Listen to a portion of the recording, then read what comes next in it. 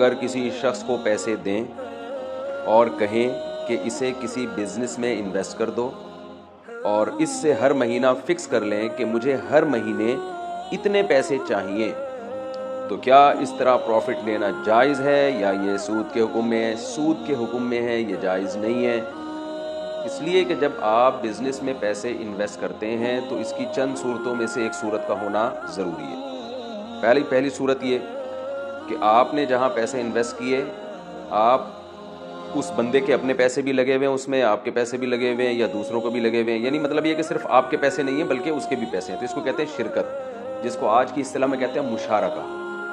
تو اس میں آپ اس سے یہ ایگریمنٹ کریں گے کہ میری جتنے پرسنٹیج میرے پیسے لگے ہوئے ہیں نا، جتنے پرسنٹ، تو ٹوٹل پروفٹ میں سے آپ میں میرے پیسوں کے حساب سے پروفٹ نکالنا ہے کہ کتنا ہوا ہے۔ جیسے آپ کے 25% انویسٹمنٹ ہے اور دوسروں کی 75% انویسٹمنٹ ہے، کاروبار میں پروفٹ ہو گیا 2 لاکھ روپے کا، تو 2 لاکھ کا مطلب یہ ہے 2 لاکھ کا 25% ہوتا ہے 50,000، ٹھیک ہے نا؟ تو اس کا مطلب یہ ہوا کہ آپ کے پیسوں سے 50,000 کمایا گیا ہے۔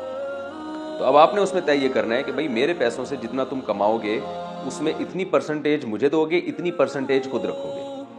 وہ پرسنٹیج کچھ بھی ہو سکتی ہے، یہ بھی ہو سکتا ہے کہ آپ 25% رکھیں، اس کو 75% دیں، آپ یہ بھی ہو سکتا ہے کہ اس کو 25% دیں، خود 75% رکھیں، یہ بھی ہو سکتا ہے کہ 1% خود رکھیں، 99% اس کو دیں، یہ بھی ہو سکتا ہے کہ 1% اس کو دیں، 99% خود رکھیں۔ تو پرسنٹیج کے حساب سے یہ ضروری ہے۔ البتہ کاروبار میں اگر لاس ہوتا ہے تو لاس آپ کی انویسٹمنٹ کے حساب سے ہوگا۔ آپ کی انویسٹمنٹ اگر 25% ہے، ٹوٹل بزنس میں جتنا پیسہ لگا ہوا ہے اس میں آپ کا 25% لگا ہے، تو لاس میں آپ 25% ہی کے حساب سے شریک ہوں گے، اس میں کمی بیشی جائز نہیں ہے۔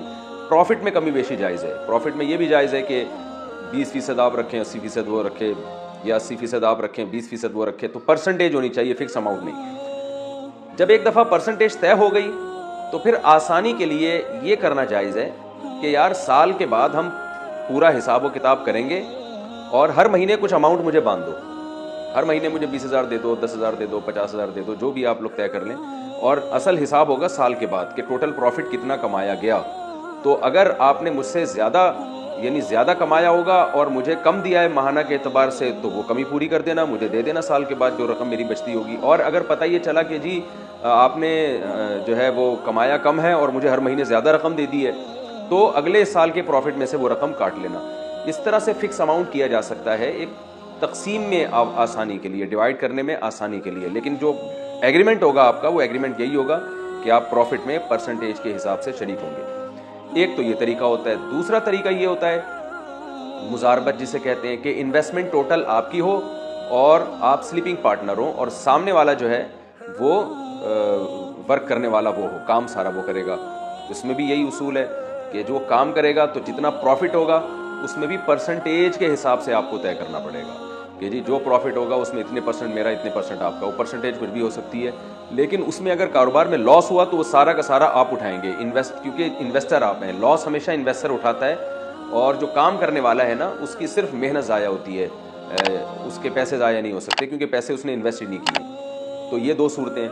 ایک اور صورت ہو سکتی ہے انویسٹمنٹ کے ذریعے پیسے کمانے کی، وہ صورت یہ ہے کہ آپ نے کوئی چیز خرید کے قسطوں پہ مہنگے داموں کسی کو بیچ دی۔ مثال کے طور پر ایک شخص آتا ہے، کہتا ہے بھائی میرا بزنس ہے، آپ بزنس میں انویسٹ کریں۔ آپ کہتے ہیں یار میں اس کو پیسے دوں گا، یہ پرسنٹیج کے حساب سے مجھے صحیح نفع بتائے گا بھی نہیں کہ کتنا نفع اس کو ہو رہا ہے۔ اس ٹینشن سے بچنے کے لیے آپ اس سے پوچھتے ہیں کہ یار تم بتاؤ کرتے کیا ہو، توڑا، وہ پنجابی میں کہتے ہیں نا توڑا کام کی ہے، تو وہ کہتا ہے یار میں اسکریپ خرید کے بیچتا ہوں۔ تو آپ اس سے یہ کہہ سکتے ہیں اسکریپ میں خریدوں گا تمہارے لیے اور تمہیں قسطوں پہ مہنگا کر کے بیچ دوں گا۔ تو آپ مارکیٹ چلے جاتے ہیں، کراچی میں اسکریپ کی بڑی مارکیٹ شیر شاہ میں، دوسری جگہوں پہ مختلف جگہوں پہ ہو سکتی ہے۔ آپ نے کیا کیا، اسے مال اٹھا کے اپنی گاڑی میں لوڈ کیا، قبضہ آپ کا ہو گیا، یا وہی مال کو آپ نے خرید کے الگ کیا، آپ کا قبضہ ہو گیا اور آپ نے وہی مال اسے مہنگے داموں بیچ دیا۔ مثال کے طور پر آپ نے 1 لاکھ کا مال خریدا اور ہینڈ اوور بھی کیا۔ قبضہ کرنا اس میں ضروری ہے، قبضے سے پہلے آگے نہیں بیچ سکتے۔ قبضے کا مطلب یہ نہیں کہ آپ اپنے ہاتھ میں رکھیں، ظاہر ہے اسکریپ کا اتنا مال کیسے ہاتھ میں اٹھائیں گے، اس کو وہیں پر آپ الگ کر دیں اور یہ ہو کہ بھئی یہ آپ کا مال ہے اور آپ کے رسک اور آپ کے زمان میں آ گیا یہ مال۔ اب اگر ہلاک ہوا تو آپ کا نقصان ہوگا۔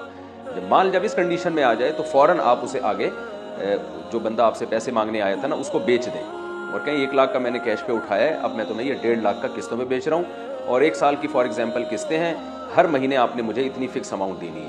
تو ایسی صورت میں فکس اماؤنٹ کے ذریعے پروفٹ کمانا یہ تیسری صورت میں تو جائز ہوگا. اس سے پہلے جو 2 صورتیں اس میں جائز نہیں ہے.